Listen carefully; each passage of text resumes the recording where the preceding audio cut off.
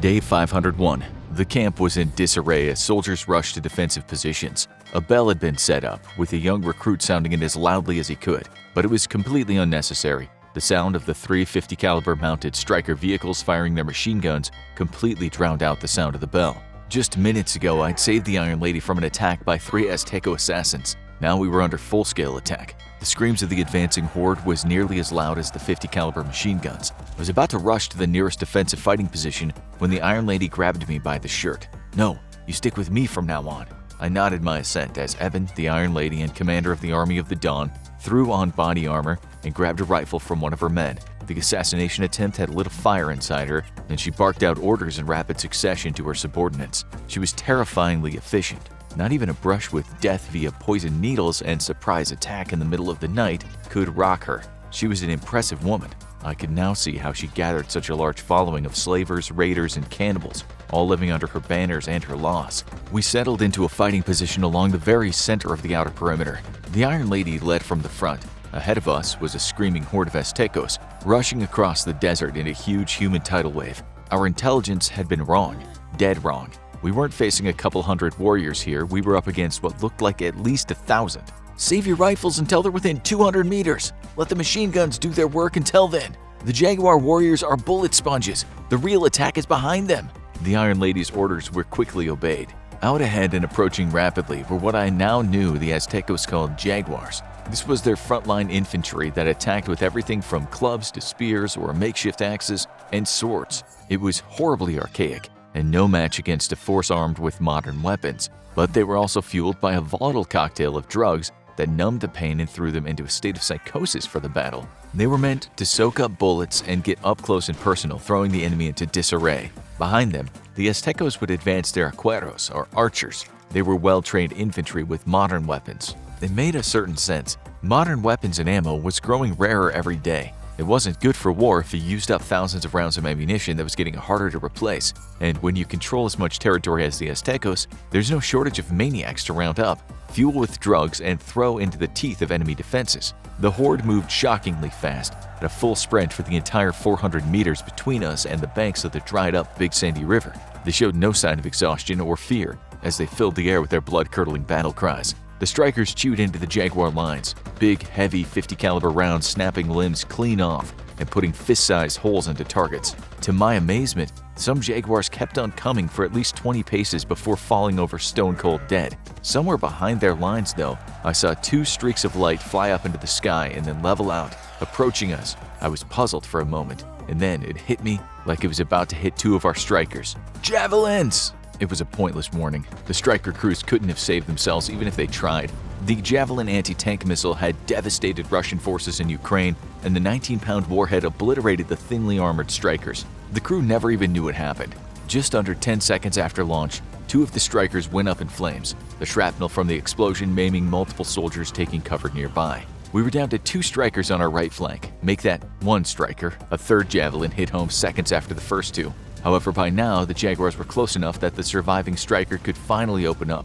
Armed with a Mark 19 automatic grenade launcher, this striker did even more devastating work than the 50 caliber strikers had been doing. Each 40mm grenade had a kill radius of 5 meters, and the enemy was very tightly packed in. To my shock and horror, though, they just kept charging, oblivious to the way their ranks were being decimated by the rapid-fire explosives. I brought my rifle to bear now. The enemy was within the Iron Lady's engagement distance. She wanted the riflemen to conserve ammo, take more accurate shots at shorter ranges. It made sense, but it put the Jaguars terrifyingly close to our lines. Jaguar after Jaguar fell to the terrifying power of modern rifles and machine guns, and yet they kept coming. In what only seemed like seconds, the human wave broke into our lines. 3 Jaguars jumped into our DFP, and I immediately whirled around to engage them.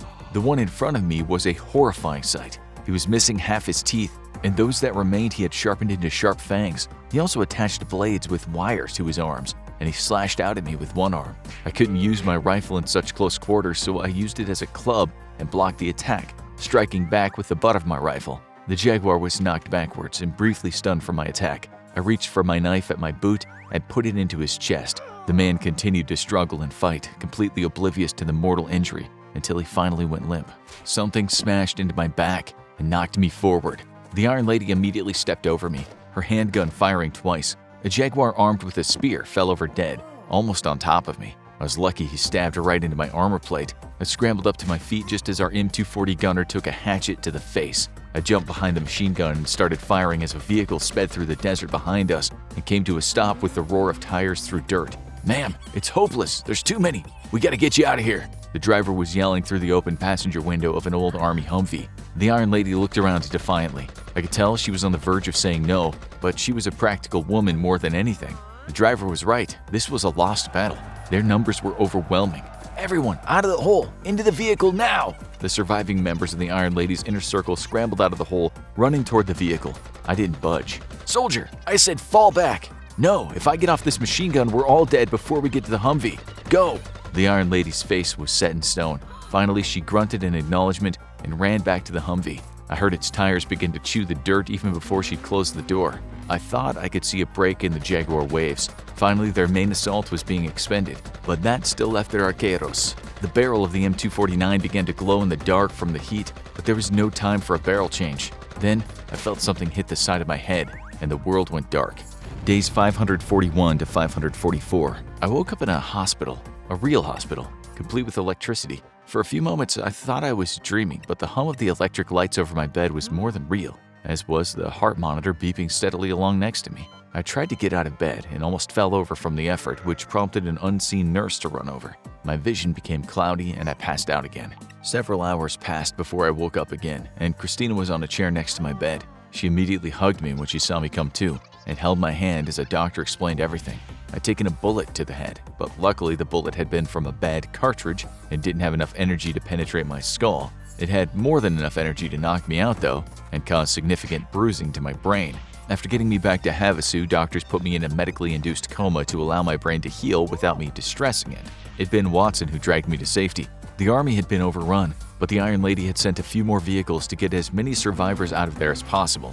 Not many had made it, only 24 or so out of just over 100. The rest had been killed, or worse, taken as slaves, or for the arcane blood rituals that fired up the Aztecos for battle. I was in the hospital for a few days, but got word that the Iron Lady had requested to see me just as soon as I was strong enough to stand on my own 2 feet. It was nice to have electricity again. The hospital ran on solar power and was the only building in town that had access to electricity. There just wasn't enough sunlight pouring through the perpetually clouded sky to generate enough juice for more buildings. Millions of tons of material was still in the upper layers of the atmosphere from the 2-year ongoing nuclear war that the rest of the world was waging.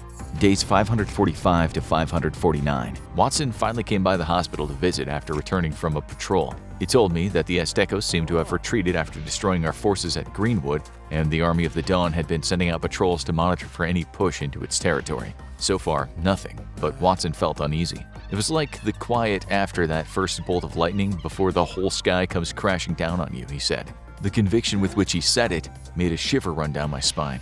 Doctors kept me under observation for a few days before they finally let me go. I had a tremendous headache that came from time to time, but other than that, I seemed to be in good shape after my recovery. After 2 days at home with Christina, the Iron Lady summoned me. I didn't know what I was walking into, but I was escorted into her headquarters immediately upon arrival. Eben, the Iron Lady and the ruler of the Army of the Dawn, was hunched over a large map of her territory, surrounded by multiple advisors, her generals. As I entered the room, her gaze flickered over to me for a moment before returning to her briefing. A few minutes later, the small huddle finally broke up, and Eben nodded for me to join her by the map table. I could see the familiar map of her territory lying before me. The blue pin at Greenwood, however, was gone. I noticed fresh pinholes from other fortifications along that border, all with missing pins. They've hit us across a wide front in the last month, but never actually followed up with the attacks to try to hold the territory.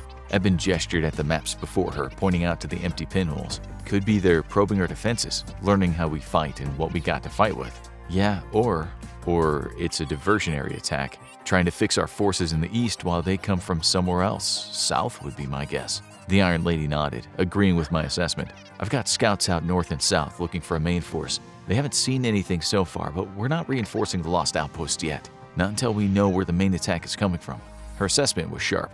She had territory to trade for time until the main attack force could be found, even if that meant the loss of several communities. I'd seen what the Aztecos did to their own bodies. I shuddered to think what they did to their prisoners. Clearing her throat, the Iron Lady motioned for me to follow. There's another matter to discuss. Follow me. She took me outside to a small courtyard, probably once a place for city workers to relax and eat. but the Iron Lady had turned it into a ceremonial gathering place of sorts. There was a small crowd gathered. To my surprise, they looked at me with some measure of respect. What in the world was going on? The Iron Lady gestured for me to wait, then took a place upon a small raised platform so she could address the crowd. She spoke of the battle, of our losses, and promised revenge. Then she turned to me. For heroism covering the retreat of myself and my command staff, under threat of certain death, I award you the First Son, one of our highest honors. I was flabbergasted, staring dumbly at the Iron Lady even as she gestured I approach. I willed my legs to move, but my mind was racing. I'd come out here how long ago? Half a year at least, and my goal had been to find out how to destroy the threat that loomed over the free settlements of the people I loved back home in California. Now, the leader of an army of cannibals, raiders, slavers, and other desperados was awarding me their highest honor after saving her life twice. The Iron Lady pinned a medal on me that looked like a fist raised defiantly into the sky. It looked original. Somebody had manufactured this. The Iron Lady shook my hand firmly, then narrowed her gaze. However, you still defied a direct order to retreat. In light of your heroism and self-sacrifice, I am commuting your sentence from death to 20 lashes. If my mind was spinning before, it was spinning even harder now. Yet despite everything, I suddenly felt myself center. I fixed my eyes on the Iron Lady's own and nodded. She was right. I had disobeyed a direct order from a superior officer in a battle. Control meant everything when your army was made up of bands of raiders. I was led to a clearing in the small plaza where a large wooden pole had been erected. It had restraints at the top. The contraption had clearly seen much use. Robert was there to greet me. He held my gaze, and once I was close enough, he held out his cupped hand. From the Iron Lady. Bite down on it hard. It'll help. There was a crude mouthguard of some sort in his hand. I took it and popped it into my mouth. Then a soldier stepped up to secure my hands into the restraints, but I shoved him away and took my shirt off, pressing my hands up above my head onto the pole. I caught Robert's nod of respect as he stepped away, but not before reminding me to bite hard. I did, and immediately I felt something crack inside the mouthguard, and a warm liquid poured out. I swallowed it by instinct. The Iron Lady allowed the silence to linger for a moment, then declared my charges and punishment once more to the crowd. The gathered raiders, cannibals, and slavers of the Army of the Dawn looked solemn. I expected excitement, howls for blood, anything but this. The first lash sent waves of fire across my back, and despite myself, I let out a short, muffled scream.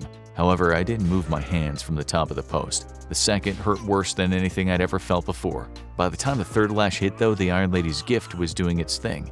It hurt, but far less. I never became numb, but the agony was greatly reduced. Even this the Iron Lady had planned. She showed me great favor, but wished me to hurt just enough to learn my lesson.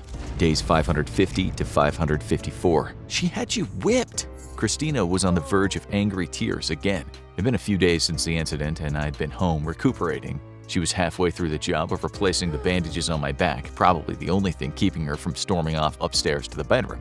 Watson had been staying with us since his return from patrol and puffed up on his pipe on an opposite couch. Yes, and she could have done worse. Despite everything, I could tell I meant it, and that worried all three of us. When I first saw you again after the end of the world, I asked you if you were with them. You promised me you weren't. Since running into her just over 5 months ago, I'd finally filled her in on my real mission here. I remembered the day well, the shock of finding her again, the horror that she thought I might have been one of the raiders all along, and the betrayal. We'd broken up 3 months before the end of the world. She was supposed to have been at her brand new job on the East Coast. The entire reason we'd separated was because, according to her, our lives were headed in opposite directions. Yet she stuck around for 3 whole months after breaking up. I was glad in a way, but I felt betrayed nonetheless. My friend, don't forget why it is that we're here. Watson spoke softly, ever cautious and wary of being overheard. I pondered my response when I was interrupted by a series of firm knocks at the door. Watson stood up to answer it, one hand slightly behind his right hip, staying near his knife. Looking through the peephole, he shot us a warning look. As she opened the door, Eben stepped into my apartment. Christina immediately stood and nodded politely, rage barely constrained as she excused herself upstairs. Watson returned to his spot on the couch, puffing on his pipe. Eben walked over with a gentle hand on my shoulder and prompted me to turn around. Mind if I take a look? I turned so she could see the whip's handiwork. She nodded knowingly, then produced a jar of strange ointment and slathered some on her hands. This'll sting a bit, but it'll help with the healing. Reduce scarring by a great deal too. I winced as she began to gently apply the salve to my back. After the sting, though, came relief. Whatever it was strongly medicated. You understand why I had to make the display I did. It was Watson who answered, though, not me. Because your throne sits at the apex of an organization built by maniacs, criminals, and psychopaths of the old world. If she was offended or angry, she didn't show it, merely nodded as she continued her work on my back. I want you to consider what we've built here, the stability and progress we've made since the end of the world. Before you judge me, I want you to consider what you saw out at Greenwood. Now you know what we're up against. She was right, as usual. The Army of the Dawn wasn't a pretty organization, but what lay at its borders was far worse. Thinking what might happen to my friends back in the West if the army overran them worried me. Thinking what might happen if the Aztecos found them horrified me. As if reading my mind, the Iron Lady spoke again. I want you to go back home. Once you're better, of course. Let the folks know what's really out there. I looked at Watson for just a moment, betraying my surprise. Oh, come on. You don't think I run an organization as large as this without my fair share of spies, do you?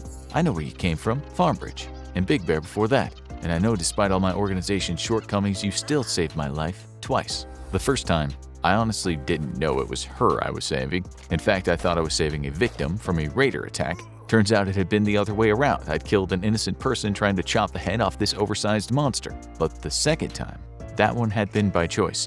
I put my body between her and poison darts on purpose. Once you're strong enough for travel, I want you to go back home.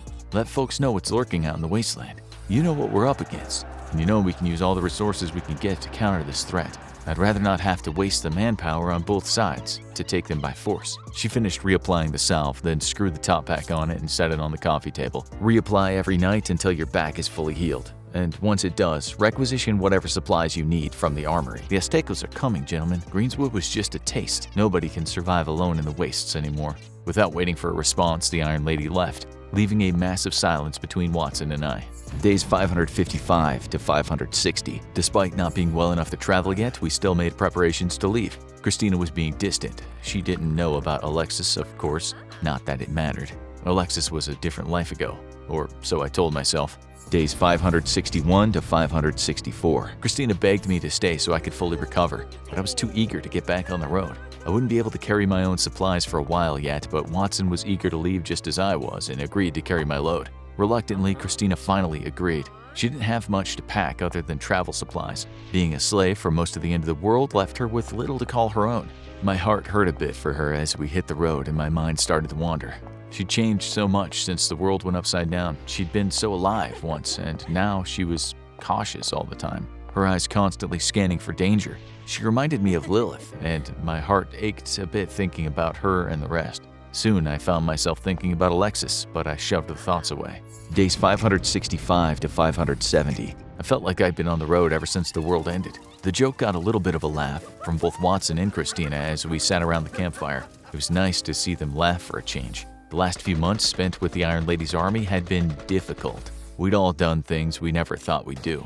The weight of our respective sins seemed to weigh heavily on us all. I hated to admit it, but maybe the three of us belonged with the Army of the Dawn more than we did back west. Well, maybe except for Christina. She'd only killed to protect me.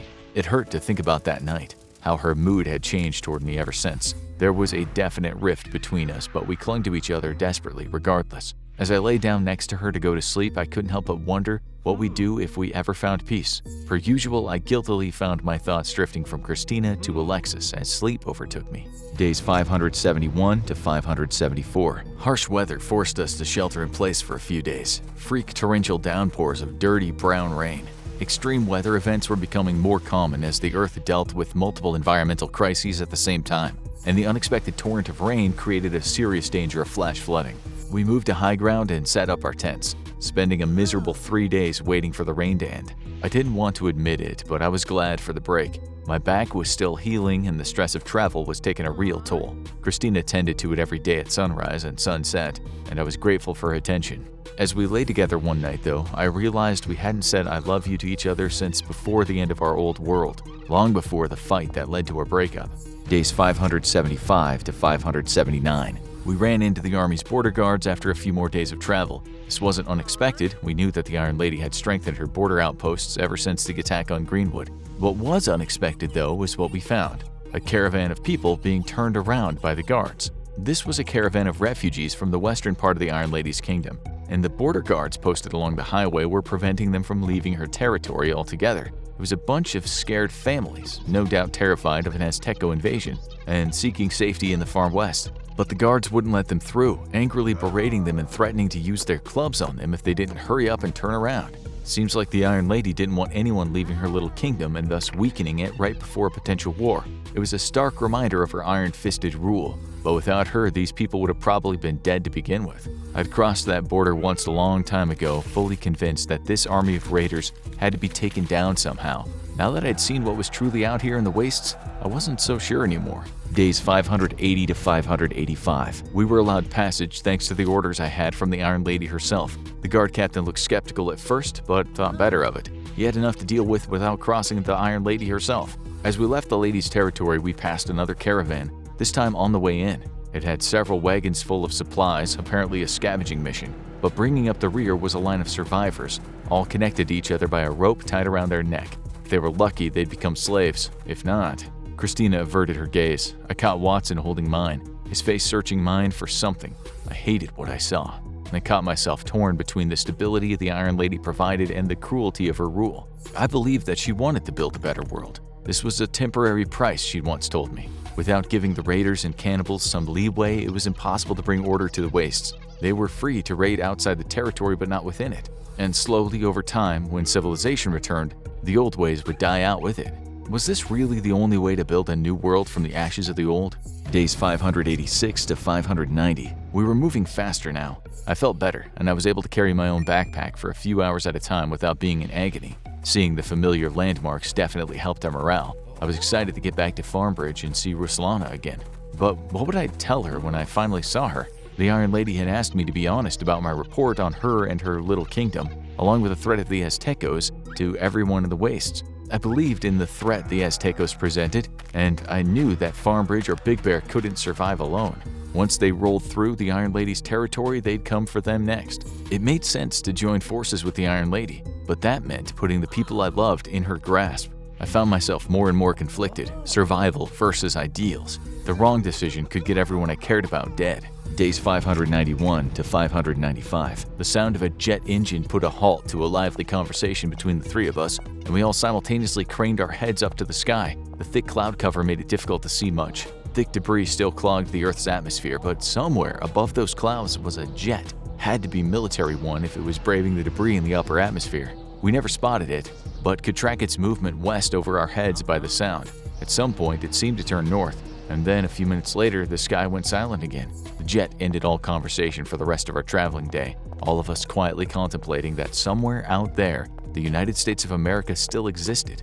The thought was a sobering one, and it made the Iron Lady and the Aztecos seem small by comparison. But the truth was, we were out here on our own, and as far as we know it, America was now only existing across a handful of military bases somewhere deep in the heartland. There was just no way of telling how the nuclear war was going, or if it was even over yet. Days 596 to 600. Ruslana's people found us about a day and a half out of Farmbridge. She'd set out scouts exactly as I predicted. But the people that met us on horseback were strangers to me. That made things a bit tense. But it seems Ruslana had put out word that we should be expected someday. The scouts led us to Farmbridge, skirting around Slab City to the north of us. It was good that I didn't recognize these scouts. I told Watson when we made camp one night it meant Farmbridge was growing. He grunted his agreement, not bothering to voice the question we were both thinking. But was it enough? Was it enough to resist the Iron Lady and the Aztecos to the east? My mind was still racing even as we approached the gates of Farmbridge, trying to find a way forward for all of us. Suddenly, a familiar yell brought me back to reality, and staring in shock, I watched Alexis running forward, practically hurtling herself into my arms. Somewhere in the distance, I heard the happy barking sounds of Lucky rapidly approaching. Now, go check out episode 1 with I Survived 100 Days of Nuclear War, or click this other video instead.